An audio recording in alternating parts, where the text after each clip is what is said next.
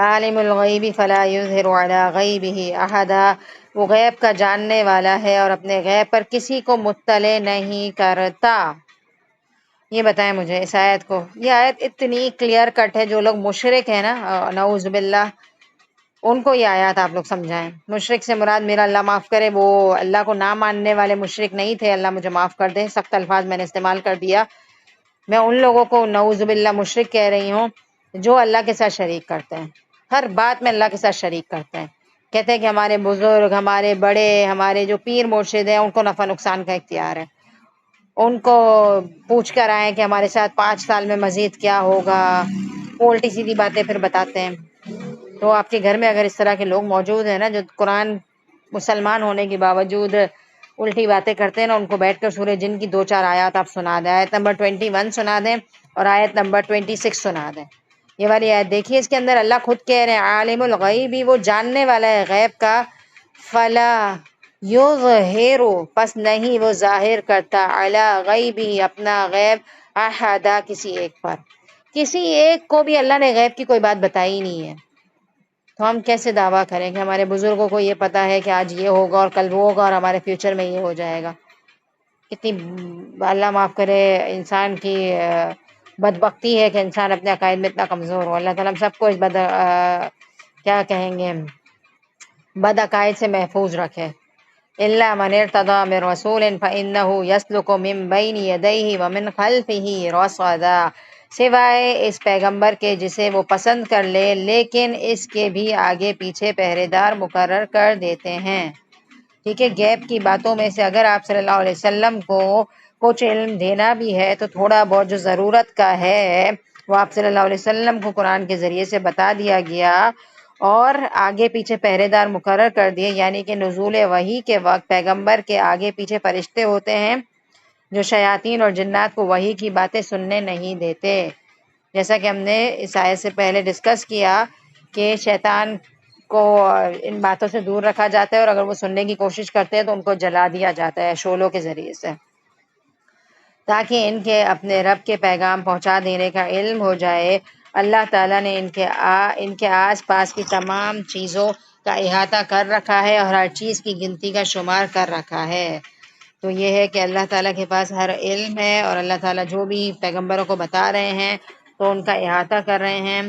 کیونکہ وہی عالم الغیب ہے، جو ہو چکا اور جو آئندہ ہوگا سب کا اس نے شمار کر رکھا ہے، یعنی کہ اسی کے علم میں ہے۔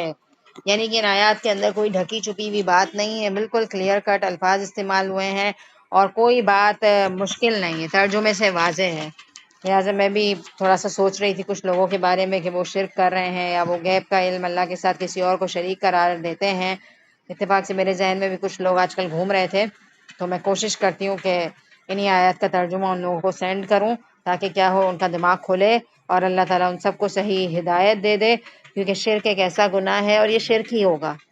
یہ شرک ہی ہوگا نا، کہ ہم کہیں کہ فلاں بھی عالم الغیب ہے، تو یہ اللہ کی ذات میں شرک ہو گیا، اللہ کی صفت میں شریک ٹھہرانا ہو گیا۔ تو میں نے آپ کو بتایا کہ شرک کی معافی نہیں ہے۔ اور جنات کو دیکھیں کہ انہوں نے قرآن کو کیسے سمجھا، سب سے پہلے جو بات سیکھی وہ یہی سیکھی کہ اللہ کا کوئی شریک نہیں ہے۔ تو جب جنات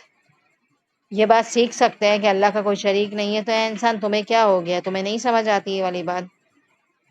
تو مجھے امید ہے کہ آج کی صورت ہمارے لیے بہت انفارمیٹو تھی، بہت ڈفرینٹ موضوعات رکھتی تھی، یقیناً آپ نے بہت کچھ سیکھا ہوگا، اور کیا ہے کہ ہم اس سے سیکھنے کی کوشش کریں۔ اور دوسرا یہ والی جو آیت تھی نا کہ جو انسان قرآن کا علم سیکھتا ہے اللہ تعالیٰ اسے پانی جو پلانے کا جو لفظ یوز ہو رہا تھا، تو اس میں ایک تو دنیا کی فراوانی تھی، اور دوسرا استاذہ جو ایکسپلین کر رہی تھی نا، وہ مجھے ہمیشہ بہت اچھی لگتی ہے والی بات، اس لیے کافی ڈیٹیل تھی، اس لیے میں نے یہ آیت تھوڑی دیر کے لیے اسکپ کر دی تھی۔ اب صورت ختم ہو گئی اور ہمارے پاس ٹائم ہے، تو میں آپ کو تھوڑا سا اس آیت کو ٹچ دوں گی کہ اس آیت کو وہ بہت اچھا ایکسپلین کر رہی تھیں۔ یہ دین کا جو کام ہوتا ہے نا، وہ پانی کی طرح اپنا راستہ بنا لیتا ہے۔ آپ نے دیکھا ہے کہ پانی جو ہے نا، مثال کے طور پر آپ کا روم کا دروازہ بند ہے اور پانی گرا ہوا ہے، تو پانی جو ہے نا اپنا راستہ بنا لیتا ہے، نیچے سے بھی نکل جائے گا، لیکن اگر کوئی بڑی چیز ہے تو وہ ظاہر آگے نہیں بڑھ سکے گی، تو پانی اپنا راستہ بنا لیتا ہے۔ تو دین کا کام تو اللہ تعالیٰ لے ہی رہے ہیں، دین کا کام تو ہو ہی رہا ہے دنیا میں، جب سے لوگ آئے ہیں دین کا کام کرنے والے لوگ ہر دور میں موجود ہیں۔ یہ ہماری سعادت ہے کہ ہم حصہ ڈال لیں اپنا، کہ ہمارا بھی کچھ حصہ ڈل جائے، ہم بھی قرآن کا علم سیکھ لیں اور ہماری وجہ سے بھی لوگ دین کا علم سیکھ لیں، تو یہ ہماری سعادت ہے۔ اور دوسرا یہ اس میں بتا رہی تھیں کہ جو دین کا کام انسان کو ہے نا، ایک نشہ نہیں ہو جاتا کسی چیز کا،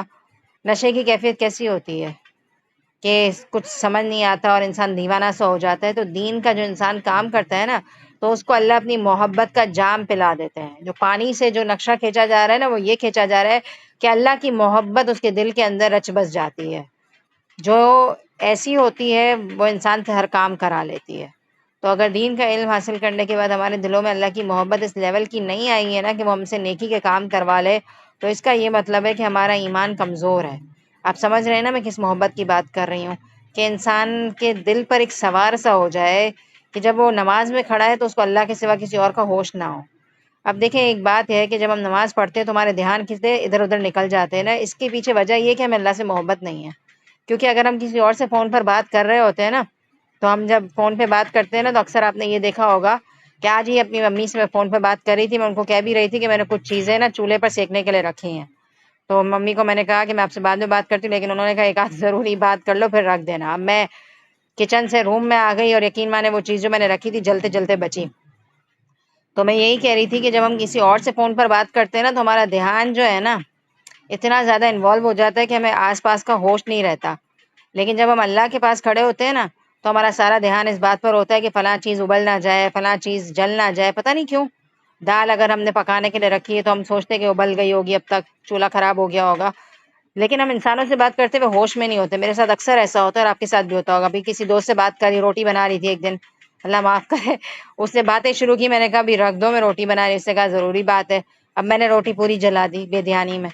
تو کیوں کرا ہے ایسے؟ اگر ہم نماز پڑھ رہے ہوتے ہیں نا تو ہم بڑے کانشیس ہو جاتے ہیں، ہمارے کان کھڑے ہو جاتے ہیں کہ اچھا فون بج رہا ہے، اچھا 1:30 کا ٹائم ہے،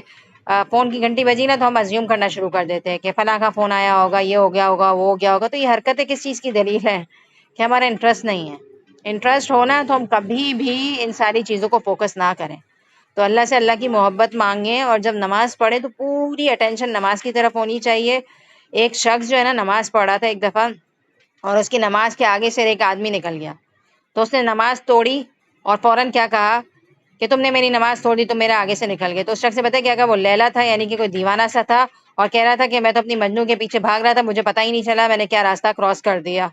اب دیکھو میں تو ایک دنیا کا مجنوں ہوں کہ اپنی لیلا کے پیچھے بھاگ رہا ہوں تو کسی چیز کا ہوش نہیں ہے۔ اب تم بتاؤ تم کیسے مجنوں ہو؟ تم اللہ کے آگے کھڑے اور تمہیں یہ پتہ چل رہا ہے کہ کون آگے سے نکل گیا اور کون چلا گیا، تمہارا دھیان کہاں ہے؟ تو جب انسان فوکس ہو کر پڑھتا ہے نا، صحابہ کرام کیسے نماز پڑھا کرتے تھے؟ آپ کو پتہ ہے کہ جب کسی کو جنگ کے دوران کوئی زخم لگ جاتا، ایک صحابی کے بارے میں آتا ہے، تو انہوں نے کیا کہا تھا؟ میں جب نماز میں انوالو ہوں نا، نماز پڑھ رہا ہوں نا، جب نکال دینا یہ تیر یا جو بھی لگ گیا تھا، تو کیا ہوگا اس وقت مجھے درد کا احساس نہیں ہوگا۔ تو ہمارے دلوں میں ہے یہ لیول، ہمیں تو نماز میں ہی کوئی نکالنے آ جائے تو سب سے زیادہ تکلیف ہوگی، باقی وقت میں تو چلو بیٹھے ہوئے ہوں گے تو شاید پتہ نہیں چلے گا، لیکن نماز کے وقت ہمیں زیادہ گھبراہٹ ہو جائے گی۔